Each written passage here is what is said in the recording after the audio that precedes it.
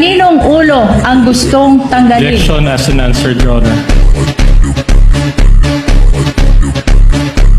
So prior to February 20, 2026, you do not have any personal knowledge of any investigation, correct? Nababasa ko lang po sa balita ang mga pangyayari. Which is not personal knowledge, correct?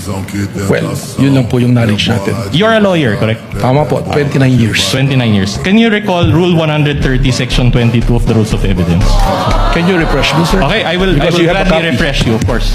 I have here a copy of Rule 130, Section 22 of the Rules of Evidence, and I'll read it. Please read with me, Director Matibag. Testimony confined to personal knowledge. A witness can testify only to those facts which he or she knows of his or her personal knowledge, that is, which are derived from his or her own perception. Will you agree with me that a witness can only testify based on his personal knowledge? Your Honor, may I comment to that? These are basic questions, Your Honor. The witness is a lawyer, he is competent enough to answer. I'm trying to look for the Filipino term for hearsay. Ano ba yung hearsay sa Tagalog? Sabi-sabi or chismis?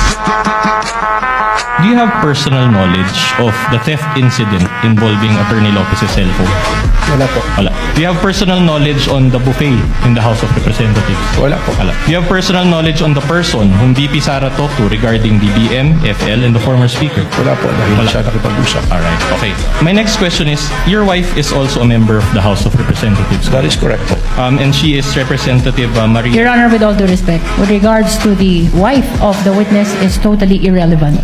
It appears that your wife is one of the endorsers. I think he's going to the position if my wife endorses the article of impeachment. Yes, my wife is one of the endorsers of the impeachment. Despite that spousal relationship that you admitted, you decided to appear and testify today, correct? But the court did not issue a subpoena for you to appear today. Even if there's no subpoena in the pre-trial order, I was mentioned to be a witness. Sorry. Well, I'm a lawyer and I know where you're going. Your Honor, I take exception to that. I don't think Director Matibag knows where I'm going. In fact, I'm moving on to a new point.